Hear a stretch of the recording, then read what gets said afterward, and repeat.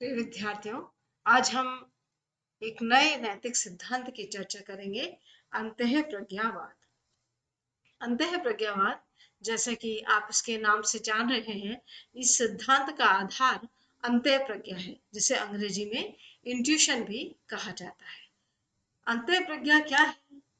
इस संबंध में यदि हम परिभाषा करें तो अंतःप्रज्ञा एक विशेष मानसिक शक्ति है जो कर्मों और नियमों के औचित्य और अनौचित्य का साक्षात बोध कराती है, और यह बोध तर्क और अनुभव पर आधारित नहीं होता।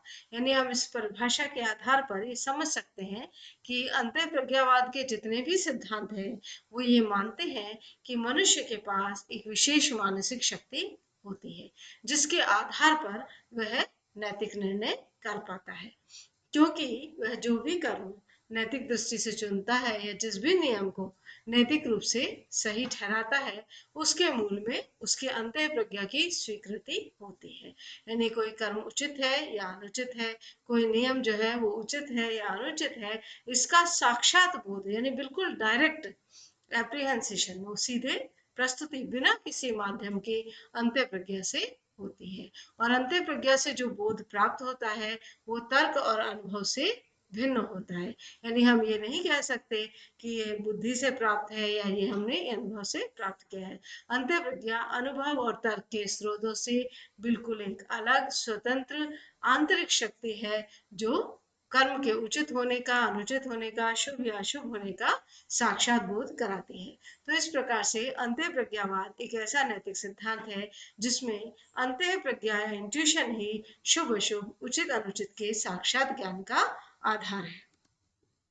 अब अंतःप्रज्ञावादी सिद्धांत जो है बाकी सिद्धांतों से बहुत अलग है। इससे पहले हम जिन सिद्धांतों की बात कर रहे थे, स्वार्थवाद की, सुखवाद की, उपयोगितावाद की, वे सभी सिद्धांत जो थे परिणाम सापेक्ष नैतिकता की बात करते थे। यानी वहां नैतिकता का मूल आधार जो है उस कर्म से प्राप्त होने वाले परिणाम पर आधारित था। परंतु अंतःप्रज्ञावाद जो है वो कर्म के परिणाम से बिल्कुल अलग बात कर रही है। यहाँ पर यह है कि किसी भी कर्म को नैतिक दृष्टि से स्वीकृत किस प्रकार से किया जाता है। यानी यहाँ कर्म के परिणाम की चर्चा नहीं है, बल्कि चर्चा इस बात की है कि किसी भी कर्म को नैतिक किस स्रोत के आधार पर माना जाता है। तो यह सिद्धांत अंतःप्रज्ञा के स्रोत के आधार पर ही कर्म के शुभ अशुभ को स्वीकार करता है। अब इसकी विशेषताओं में पहली विशेषता यह है कि ऐसा सिद्धांत प्रत्येक व्यक्ति में एक ऐसी ज्ञान शक्ति यानी ऐसी बोध शक्ति अंतःप्रज्ञा को स्वीकार करता है जो कर्म के उचित अनुचित होने का साक्षात ज्ञान यानी बिल्कुल डायरेक्ट एप्रीहेंशन कराती है। दूसरा, यह सिद्धांत वस्तुनिष्ठ माना जाता है। अब मनुष्य की ये जो आंतरिक शक्ति है ये सब्जेक्टिव है, उसके आंतरिकता में है, परंतु इस सिद्धांत को वस्तुनिष्ठ कहा जाता है। ऐसा कहने का कारण यह है कि नैतिक नियमों का जब उचित अनुचित या शुभ अशुभ तय किया जाता है तो ये किसी व्यक्ति विशेष की भावना या मानसिक अवस्था पर निर्भर नहीं होता। यानी हम ये कह सकते हैं कि अंतःप्रज्ञावादी अंतःप्रज्ञा को मनुष्य की आंतरिकता में एक ऐसी शक्ति मानते हैं जो वैयक्तिकता का स्वरूप नहीं रखती, जो उसकी मन मर्जी, उसकी पसंद से निर्भर नहीं है, बल्कि मनुष्य की आंतरिकता में एक बिल्कुल निष्पक्ष वस्तुनिष्ठता का सिद्धांत है जो निर्वैयक्तिक निर्णय कराती है। और हम जानते हैं कि नैतिक निर्णय या नैतिक नियम वही होते हैं जो व्यक्ति विशेष की पसंद नापसंद से प्रभावित नहीं होते, बल्कि निर्वैयक्तिक और वस्तुनिष्ठ होते हैं। तो इस रूप में अंतःप्रज्ञा के स्वरूप को भी अंतःप्रज्ञावादी दार्शनिक जो है वो वस्तुनिष्ठ ज्ञान उपलब्ध कराने वाला मानते हैं। अब अंतःप्रज्ञावाद के कई प्रकार हैं। पहला बौद्धिक अंतःप्रज्ञावाद, दूसरा नैतिक समिति का सिद्धांत और तीसरा अंतर्विवेक का सिद्धांत। आपके मत्स्य विश्वविद्यालय के पाठ्यक्रम में बटलर का अंतर्विवेक का सिद्धांत ही कोर्स में है, परंतु अंतःप्रज्ञावाद के इन प्रकारों की थोड़ी सी चर्चा हम इसलिए करेंगे ताकि आपको बोध रहे कि अंतःप्रज्ञावाद का एक विशिष्ट रूप तो बटलर का सिद्धांत है, इसके अतिरिक्त इसके कुछ अन्य भी महत्वपूर्ण रूप हैं। तो अंतःप्रज्ञा का विभाजन, अंतःप्रज्ञा का जो स्वरूप है उसको विचारकों ने किस तरह से देखा है इसके आधार पर किया गया है। जो बौद्धिक अंतःप्रज्ञा प्रज्ञावाद है, जिसके विचारक कडवर्थ और क्लार्क है, वो ये मानते हैं कि अंतः प्रज्ञा जो मनुष्य की आंतरिकता में ऐसी शक्ति होती है जो शुभ अशुभ का साक्षात ज्ञान कराती है, उसका स्वरूप बौद्धिक होता है। यानी जो अंतः प्रज्ञा के आधार पर नैतिक निर्णय प्राप्त होते हैं, वे नैतिक निर्णय वैसे ही हैं जैसे गणित के निर्णय होते हैं, क्योंकि गणित जो है वो एक तरह से बौद्धिक अभ्यास है, बौद्धिक कार्य क्षमता से ही वो निष्पन्न होता है। उसी प्रकार से अंतः प्रज्ञा भी बौद्धिक स्वरूप वाली होती है। तो नैतिक निर्णयों का स्वरूप इनके अनुसार गणितीय निर्णयों के समान होता है, यानी बिल्कुल निष्पक्ष होता है, निश्चित होता है और अपरिवर्तनशील होता है। जबकि इसके विपरीत एक दूसरा सिद्धांत है नैतिक संविधि का, जिसे मॉरल सेंस थ्योरी कहते हैं, जो हचिसन और शॉफ्टवेरी ने प्रस्तुत किया।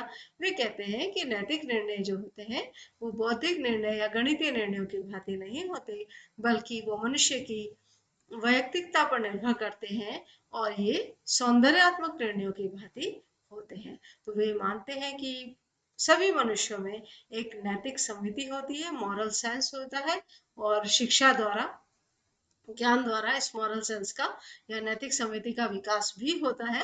तो नैतिक निर्णय जो होते हैं उनका आधार मनुष्य के अंदर मौजूद ये नैतिक संवेदी होती है, जिसे परिष्कृत भी किया जा सकता है शिक्षा के द्वारा। अब हमारे कोर्स में है बटलर का अंतर्विवेक का सिद्धांत। तो बटलर जो है एक अंग्रेज पादरी थे, हम जानते हैं, और बटलर ने मनुष्य के सद्गुण के संबंध में जो सिद्धांत दिया उसमें आदर्श मानव स्वभाव की बात की। बटलर ने जो सिद्धांत दिया उसे मनोवैज्ञानिक भी कहते हैं, क्योंकि मानव स्वभाव को आधार मानते हुए उन्होंने अपने नैतिक सिद्धांत को प्रस्तुत किया। बटलर के सिद्धांत के अनुसार आदर्श मानव स्वभाव में 4 मूल तत्व या प्रवृत्तियां, या अंग्रेजी में उसे प्रोपेंसिटीज कहा गया है, पाई जाती हैं।